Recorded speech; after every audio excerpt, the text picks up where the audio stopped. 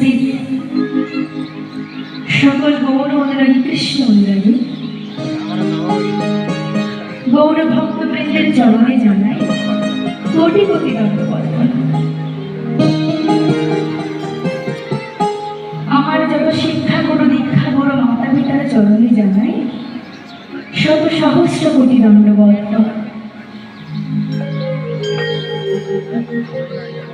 আমি জানি বাবা আমার জন্যে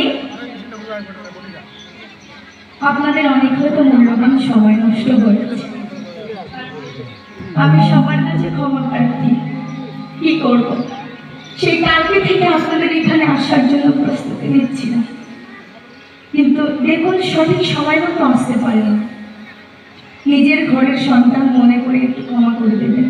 যদি কোথাও কোনো ভুল ত্রুটি হয়ে যায় নিজের ঘরের সন্তান মনে করে ক্ষমা করবেন, কারণ সবকিছু আর আমাদের হাতে থাকে না। শাস্ত্রে লেখা আছে না, ভগবান যদি কাউকে মারে জগৎ সংসারের মাঝে কারো সাধ্য নেই তাকে বাঁচানো, কিন্তু ভগবান যদি কাউকে বাঁচায় জগৎ সংসারে কারোর সাধ্য নেই তাকে মারার। কি বাবা, তাই তো? আজকে দেখুন না, আমরা তো শত চেষ্টা করেছি এখানে আসার জন্য, শুধু বলছি দয়া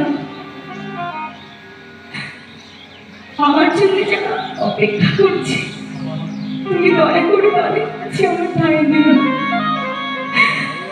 তুমি দয়া করে তাদের সঙ্গ ছাড়া।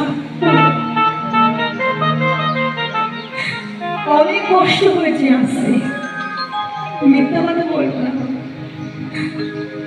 কিন্তু ভগবানের কাছে অশেষ করুণা কৃপা, অনেক ধন্যবাদ। হয়তো সময়ের একটু ব্যতিক্রম হলেও আপনাদের কাছে আমি আসতে পেরেছি। আপনারা আশীর্বাদ করবেন যেন আপনাদের মতো কোটি কোটি ভক্তির চরণ ধুলো আমি সঙ্গে করে নিয়ে যেতে পারি।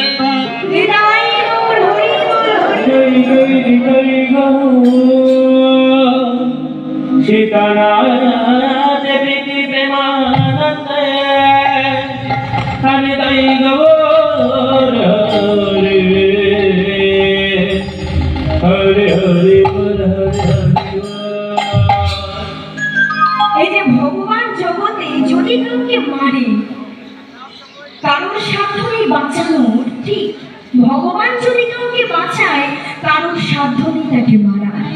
এর দৃষ্টান্ত কি?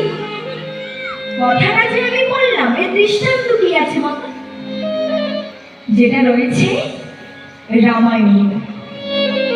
যখন রামচন্দ্র আমার সীতামাকে উদ্ধার করবার জন্য বনভবনে গেছিলেন, সেখানে ছিল বিরাট বড় সম্মুখ প্রান্তে অথৈব যমুনা। সেখান থেকে পার হবে কেমন করে? তারা তো ভারী চিন্তায় পড়ে গেছে যে এই সমুদ্র যদি আমি অতিক্রম না করতে পারলাম তাহলে আমার স্ত্রীকে উদ্ধার করবো কেমন করে? তখন সেই রামচন্দ্রের অনুচরেরা অনুগামীরা কি করলো না, তারা পাথরের গায়ে রাম নাম লিখে যখনই একটা করে পাথর জলে দেয় সেই পাথরটা ডুবে না গিয়ে ভেসে।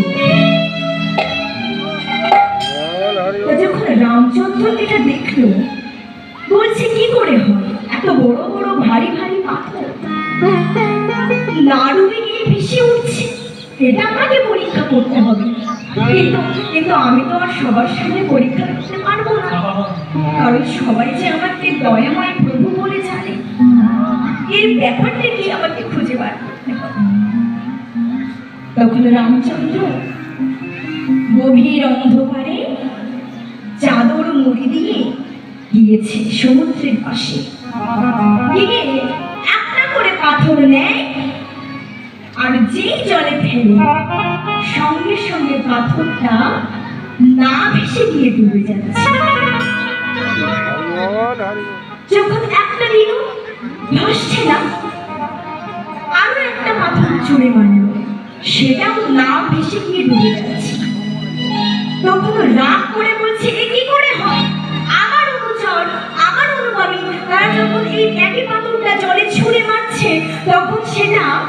ডুবে না গিয়ে ভেসে উঠছে, কিন্তু আমি যখন এই একই পাথর জলের উপরে দিচ্ছি ভাসানোর জন্য, কিন্তু সেটা না ভেসে গিয়ে ডুবে যাচ্ছে, কেমন করে হয়? তখন দূর থেকে একটা বালুসেনা বলছে, ও দয়াময়, জগতে যে কারোর সাধ্য নেই, তুমি যদি কাউকে ডুবিয়ে দাও সে কি কখনো ভাসতে পারে? আমরা কি করি জানো দয়াময়? তুমি কি ভেবেছো আমরা ওই নুড়ি পাথরটাকে ভাসাই? না দয়াময়, আমরা কি করি জানো? ওই পাথরের গায়ে সুন্দর করে রাম